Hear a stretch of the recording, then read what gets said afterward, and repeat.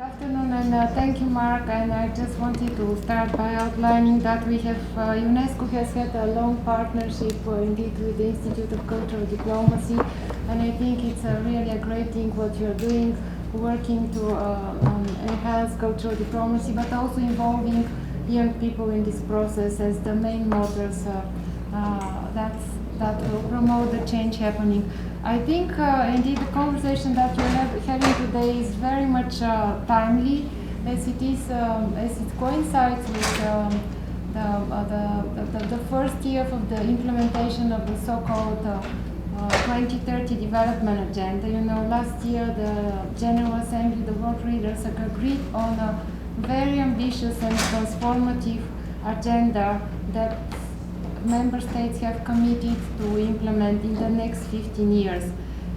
It also coincides with the 10th anniversary of the discussion, the 10th anniversary of the adoption of the United Nations strategy, again a counter-terrorism strategy.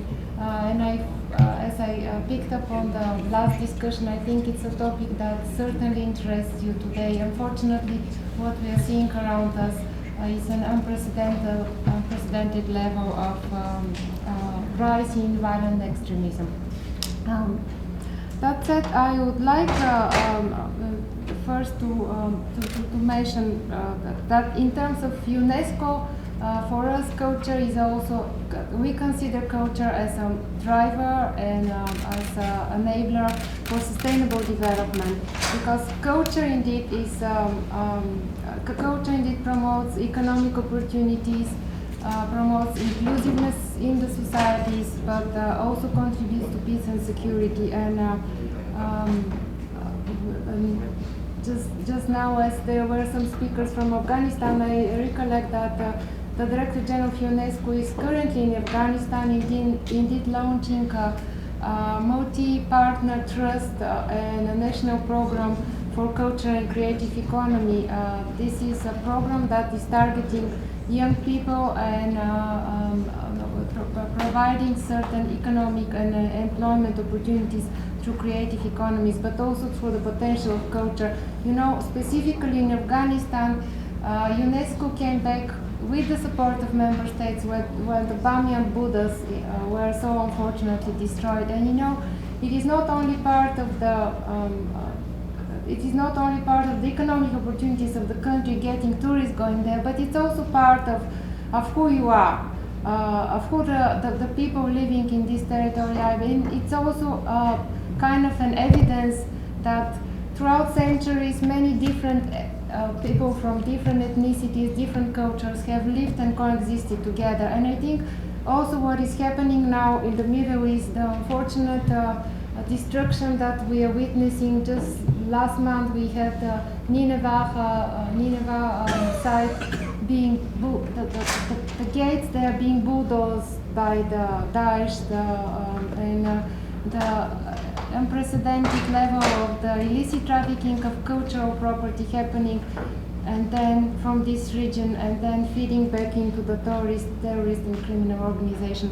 But what I'm just saying is that indeed culture is is very much at the front line of the development and peace and security, and it's up to us to utilize it. And because this morning we had a meeting at the United Nations specifically dedicated to the cultural heritage destruction and the illicit trafficking of cultural property. I cannot but mention, of course, some of the points that were raised there, and indeed certain recognition about the people that are in the field protecting and fighting for the cultural heritage. And one recent example we have, when Palmyra was taken by Daesh, ISIL last year, you know, they beheaded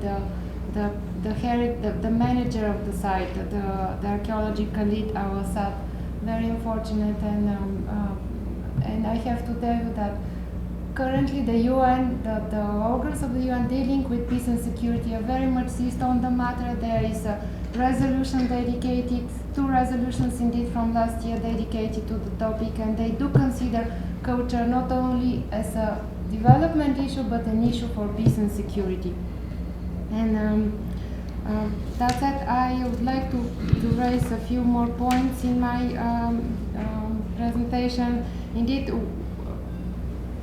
what we'll have to focus in terms of violent extremism, it's certainly on the focus on the preventive measures, but including by ensuring a more comprehensive implementation of the strategy that was adopted 10 years ago. And this very much resonates with UNESCO's approach and the continuous of what we call the soft part of the organization's operational and holistic contribution through education, culture, sciences, and communication. I apologize, I forgot to mention, UNESCO is the UN organization for education, communication, sciences, and communication. We do believe that development and building a peaceful and inclusive society should start at the benches of school. That should be the starting point, and we do pay much attention and focus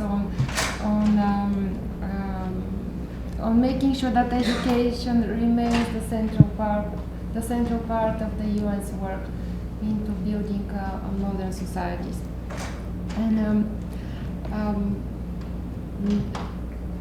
the last year's document, the 2030 Development Agenda, has a standalone goal on education, and it has a specific target 4.7, which calls for the promotion of global citizenship education, which nurtures respect for all, a sense of belonging to common humanity, and helps learners become responsible global citizens in diverse and increasingly complex world.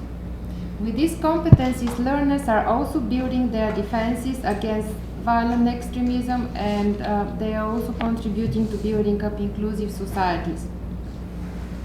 To assist countries in their efforts to build inclusive and peaceful societies, UNESCO is focusing particularly on capacity building of educational stakeholders, notably teachers and policymakers, because we consider them key figures into this enterprise. To support this work, we have just published a guide for teachers on how to discuss violent extremism in classrooms. And it is, I highly recommend, it's already on the UNESCO website, and if any one of you is interested, you can indeed Google it, this guide for teachers. We are also progressing on the technical guidance for educational policymakers, which will help ensure that education systems as a whole appropriately and effectively contribute to national efforts to prevent violent extremism. Using social transformations to build democratic societies is another important front, with the objective of overcoming national fixations, soften rigid ethnic narratives and instrumental ways of perceiving the world. At stake is the need to strengthening people's resilience to crisis, conflicts, and any form of abuse or manipulation, including from ideologies driving radicalization. This endeavor forms part of UNESCO's quest for inclusive societies, keeping in mind the need for the full empowerment of young women and men as partners. And as the Director General of UNESCO says, indeed, the face of the new development agenda, if we have to put a face behind it, is a face of a young woman, a young girl and a young boy, indeed, because this is the generation that, as I said at the beginning, is going to promote a change.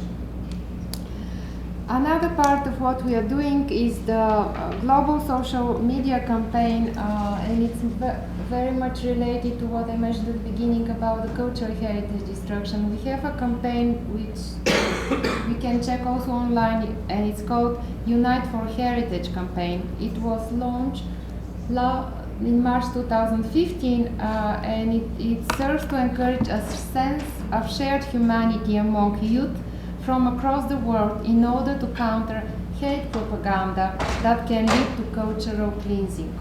And I think this is also a very important form in order to know our cultural heritage, but also respect the cultural heritage of the whole humanity. This is indeed part of the soft power of the cultural diplomacy. The same spirit guides the Abdullah bin Abdulaziz International Program for a Culture of Peace and Dialogue and UNESCO's NetMed Youth project, which make essential contributions to help build more inclusive societies with and for youth. In the same vein, UNESCO has supported the reconstruction of the Tombouctou mausoleums. Some of you might remember that they were destroyed by criminal and terrorist groups in 2012, and we do that with the aim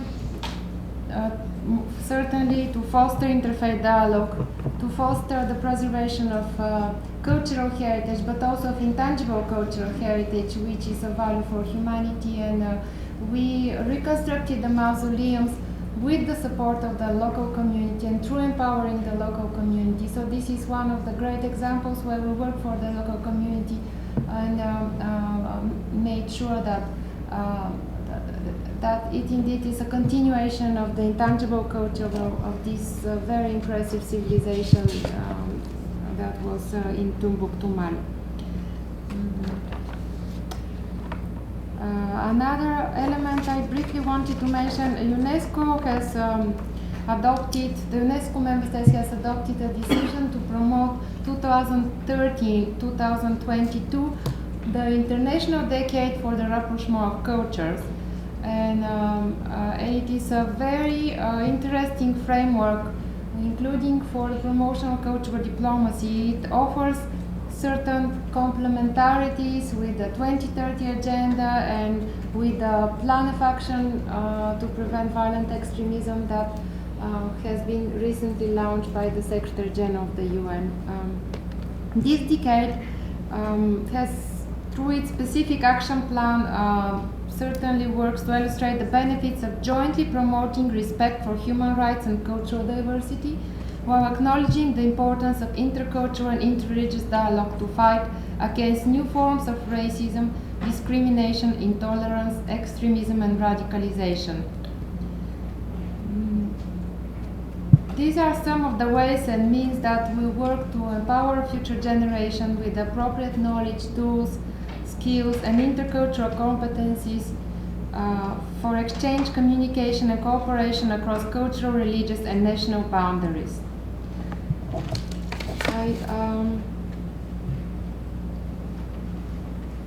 I will probably stop here, and once again I wanted to thank you for your attention, and I certainly, if you have any questions, we do have a website of UNESCO New York office. You can approach us there, and anything that you might be interested to. I have to say I maybe have literally 5 minutes before I have to leave, so I don't know how you want to. Then let's use those 5 minutes, and maybe we can pull together a few questions and a brief response. Let's start here and briefly introduce yourself too. Ladies first. Hello, my name is Valtchanova. I come from Paris, studied art history and museum and gallery studies. So, of course, I'm a great fan of the work of UNESCO. As I specialize in contemporary and modern art, though, I have to say that, I mean, I'm sure you've heard this before, but one of the main critics or concerns that are made about UNESCO is that they focus too much on heritage, as in more ancient heritage that has been given through time, and not so much on raising the public awareness on modern and contemporary art and how it can actually serve society. That's my own opinion. Some people think it's absolutely not useful, but I think modern and contemporary art have an actual role in our society, and I think UNESCO could do a bit more work on that. So I don't have any remarks on that, but I'm sure you were waiting for this somehow. Another one is on the sustainability. You mentioned that sustainability, and it's true that we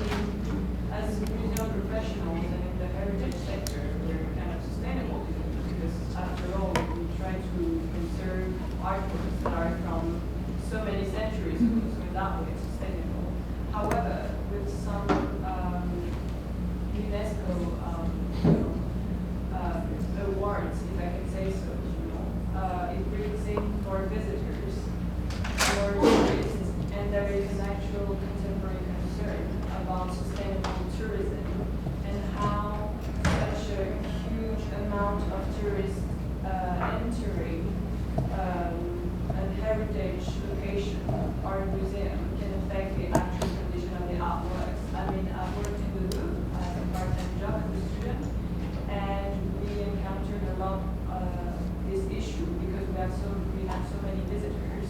And actually, right now we have work that is being done in the building because the building itself needs to be sustained through time because there are so many. So I was wondering if you have any thoughts or remarks about this one as well. And finally, how even if UNESCO has done a great work, I think there is still a lot of work that needs to be done on raising awareness on people that need to respect heritage. Very simple example is with the Berlin Wall, that is St. Gallery. I live in Berlin just now, so I've been there a couple of times. What do I see?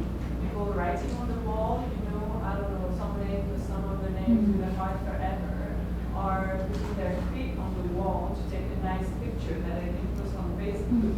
And it's just, I don't know, it really annoys me that people don't realize how this wall is a major piece of history and how now there are actually barriers in front of the Berlin Wall, which I think is a failure, to be honest, because people can connect less with that piece of art. So I wonder if you have any thoughts on that as well. Thank you very much. Maybe a quick final question, and then we'll give it back. Very quick, just basically, you mentioned intangible cultural heritage there, and I'm really interested myself in linguistic diversity. I want to know what kind of work UNESCO is doing to protect disappearing languages, and especially languages in post-conflict regions, which have maybe suffered through colonization or power systems, for example, which often don't exist. No, thank you, but a very interesting, very relevant question. I don't know how much I'll be able to respond in terms of work of UNESCO dedicated to contemporary art and contemporary expressions of cultural expressions. I have to say, even if it's not as visible as the work we do around the World Heritage Sites, which is mostly considered to be sites coming from long in the past, from ancient times. Certainly, there is a relatively recent convention of UNESCO, 2005 convention, which is the convention for the diversity of cultural expressions. Within this convention, there is even a special fund dedicated to supporting young entrepreneurs who are ready and engaging in specific project and design. So it is, I would advise you to look at this through this aspect of UNESCO's work. The convention indeed is entering, this year we will enter the first period of member states reporting what they are doing under this convention. And of course, you always have to bear in mind that UNESCO is an intergovernmental organization created to support member states into managing their cultural industry, cultural heritage. And we are only there upon request of member states to advise and provide technical guidance.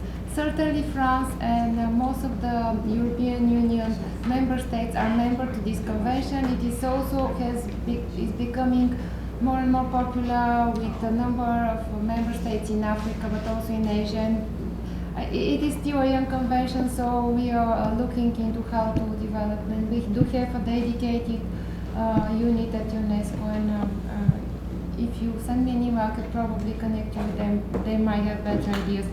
In terms of the sustainability around the World Heritage Sites, indeed this is a big issue.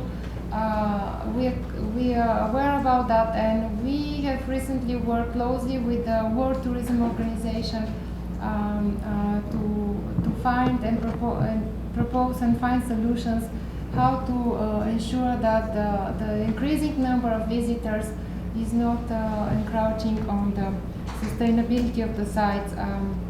Currently, we do have, I have to say, UNESCO, under the UNESCO Convention for World Heritage Sites, we do have more than 1,000 sites worldwide, and it is, of course, quite difficult to manage and ensure that the sustainability remains there. But I assure you that it is part of the decisions governing the work of the World Heritage Center that is hosted by UNESCO in intangible cultural heritage.